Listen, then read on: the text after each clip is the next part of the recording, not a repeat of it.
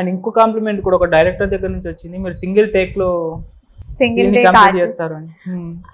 Single take depends. అంటే I prefer single takes. అంటే single take లో చేయకపోతే నాకు డిసడ్వాంటేజ్ అది. 1, 2, 3 వరకు నేను ఓకే.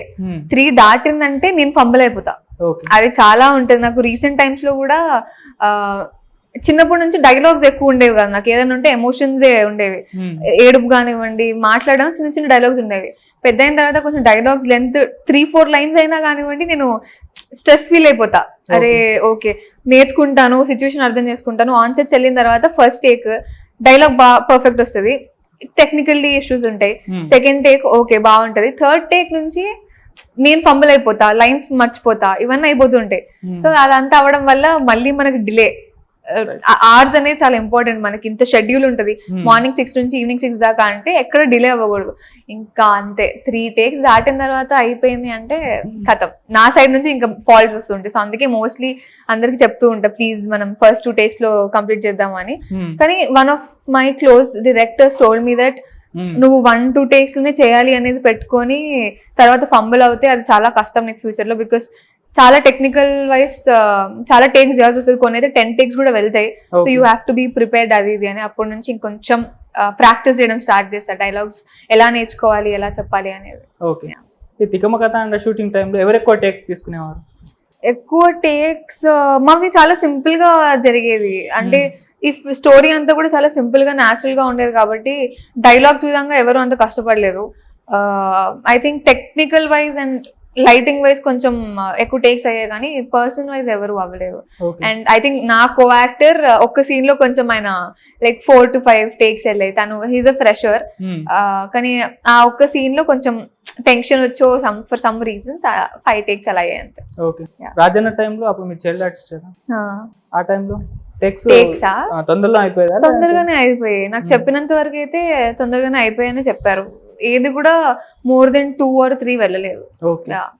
సో అప్పుడే మన లెజెండరీ రైటర్ విజయేంద్ర ప్రసాద్ గారితో మీరు వర్క్ చేశారు కదా, ఎలా అనిపించింది ఆ ఎక్స్పీరియన్స్?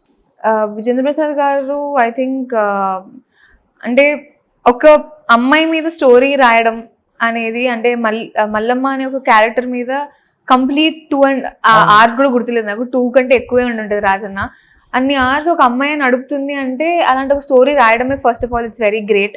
అంటే ఆ టైమ్స్ లో అందరూ హీరోస్ మీద ఎక్కువ కాన్సన్ట్రేట్ చేసి యాక్టర్స్ మీద ఎక్కువ కాన్సన్ట్రేట్ చేస్తూ ఉంటారు. అలాంటి టైంలో ఒక చైల్డ్ యాక్టర్ మీద ఒక స్టోరీ రన్ చేయడం I think is very great director. And at the same time ఆ స్టోరీని యాక్సెప్ట్ చేసిన నాగ్ సార్ ఇంకా గ్రేట్ యాక్టర్. విజేంద్ర ప్రసాద్ గారితో ఎప్పుడు కూడా నాకు ఆ రెస్పెక్ట్ ఉండేది ఆన్ సెట్స్ కూడా వర్క్ చేస్తున్నప్పుడు. అండ్ డైరెక్టర్ ఎంత కంఫర్ట్ మనకి ఇస్తే as a child actor are as an actor మనకి ఇంకా ఈజీ అవుతుంది వర్క్ చేయడం. సో నాకైతే ఆయన కంప్లీట్లీ అన్ని విధాలుగా కంఫర్ట్ అయితే ఇచ్చారు. లాస్ట్ టైం ఎప్పుడు కలిసారు విజయేంద్ర ప్రసాద్ గారు కానివ్వండి, నాగార్జున గారు కానివ్వండి? నాగ్ సార్ ని లూజర్ సిరీస్ ప్రీలీజ్ ఈవెంట్ అప్పుడు కలిసాను. విజేంద్ర ప్రసాద్ గారిని యాక్చువల్లీ కలిసి చాలానే ఇయర్స్ అవుతుంది. ఆయనతో కాల్లో కాంటాక్ట్ లో ఉన్న టచ్ లో ఉన్నాను కానీ I keep wishing him on his birthday. కానీ ఇప్పటికి కూడా నాకు ఆ బాండ్ ఉన్న కలవడం కానివ్వండి, వాళ్ళందరూ పెద్దవాళ్ళు కదా అనే థాట్ నాకు ఇప్పటికీ ఉంటది. అంటే అంత ఈజీగా వెళ్ళి కలవడము, అంత ఈజీగా వెళ్ళి చిల్ చేయడం లాంటివి చేయలేను. అంటే మా ఏజ్ కానివ్వండి, లేకపోతే నాకంటే మేబీ ఒక 5-6 years అయినా పర్లేదు. అంటే అందులో అయితే ఈజీగా కలవగలను. పెద్దవాళ్ళతో ఐ మెయింటైన్ దట్ కొంచెం డిస్టెన్స్, కాల్ చేసి వాళ్ళ బర్త్డేకి విష్ చేస్తూ ఉంటాను. అండ్ వాళ్ళు ఫ్రీ అయితే వెళ్ళి మాట్లాడతాను. So I'm really wishing to invite him for my first film. ఎందుకంటే నాకు బ్రేక్ ఇచ్చిన ఆయన ఫస్ట్ ఫిలిం కి ఆయన వస్తే బాగుండు అని అయితే ఉంది thought. So should see. Nagarjuna గారు కలిసినప్పుడు గుర్తుపట్టారా? అంటే ఫస్ట్ లో గుర్తుపట్టలేదు. అంటే నేను మేకప్ అంతా వేసుకొని ఉండే అండ్ ఆయన కూడా చూసి చాలా రోజులైంది. నేను ఫస్ట్ ఆయన వచ్చినప్పుడు సార్ గుర్తుపట్టారా అని అడిగా. సార్ ఉండి హాయ్ అమ్మ. తర్వాత వెంటనే ఎక్స్ప్రెషన్ చేంజ్ అయిపోయింది. ఓ ఆయన నువ్వా, హౌ ఆర్ యు అది ఇది అని. సో ఆయన నేమ్ పెట్టుకున్నారు చూడండి, దట్ వాజ్ గ్రేట్. అంటే అంత మందితో వర్క్ చేశారు ఆయన, ఇప్పటికీ స్టిల్ వర్కింగ్. చాలా మందిని కలుస్తూ ఉంటారు అండ్ నేమ్స్ గుర్తుపెట్టుకోవడం అనేది చాలా కష్టం. కానీ ఆయన అంత గుర్తుపట్టుకున్నారు. అండ్ దెన్ స్టేజ్ మీద he took 2 minutes of time to talk about me.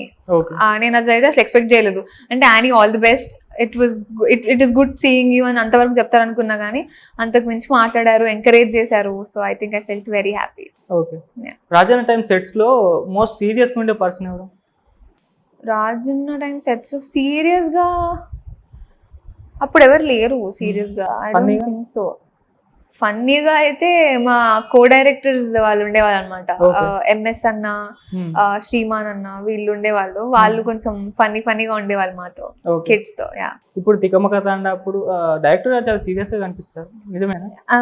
Director గారు కనిపించినంత సీరియస్ పర్సన్ కూడా కాదు. Hmm. అంటే he is just silent person. Okay. ఎక్కువ మాట్లాడరు ఆయన. ఆన్ సెట్స్ కూడా ఏదైనా షూట్ జరుగుతున్నప్పుడు ఈజ్ వెరీ కాన్సన్ట్రేషన్ తో ఉంటారు అనమాట ఎప్పుడు. Hmm. కానీ సీరియస్ ఏం కాదు.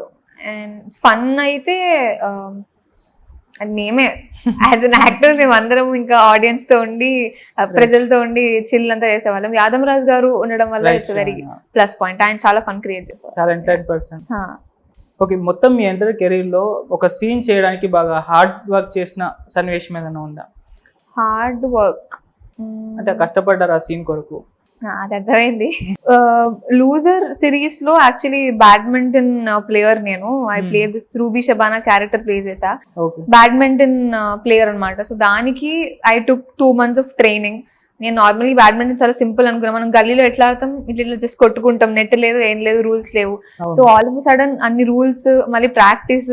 నేను ఇంకా ఇప్పుడైతే కొంచెం వర్కౌట్ అవన్నీ స్టార్ట్ చేశాను, కానీ ముందు ఐ వాజ్ బిట్ లేజీ అనమాట. Hmm. అప్పుడు ఇంకా 2 months కంటిన్యూస్ గా బ్యాడ్మింటన్ 1 hour ఆడుతుండే ఎవ్రీడే. Hmm. అది కొంచెం కష్టం అనిపించింది. అది కొంచెం హార్డ్ వర్క్ బాగానే చేశాను. అండ్ ఆన్ సెట్స్ అయితే రాజన్న షూట్ లో అరకులో తాతయ్య చనిపోయిన సీన్ కాదు, ఫైర్ లో నేను ఇరుక్కుపోతా. ఓ. సో ఆ సీన్ కొంచెం చాలా టఫ్ అనిపించింది. అది బయటకు వచ్చేసిన వెంటనే బ్యాక్ సైడ్ అంతా తోలు లేచిపోయి అసలు అర్థం కాలేదు. అంటే వెదర్ కంప్లీట్లీ కూల్ ఉండే Hmm. బయట, లోపల మొత్తం ఫైర్ వల్ల కొంచెం మిస్ఫైర్ అయింది మొత్తం. Yeah. Okay, right. అదొకటి హార్డ్ అనిపించింది. ఓకే. Yeah. సో యాక్టింగ్ కాకుండా ఇంకేమన్నా హాబీస్ ఉన్నాయా? యాక్టింగ్ కాకుండా హాబీస్ అయితే నాకు డాన్స్ చాలా ఇష్టం. Hmm. ఈ మధ్య సింగింగ్ కూడా నచ్చుతుంది. అంటే ఊరికి పాడుతూ ఉంటా.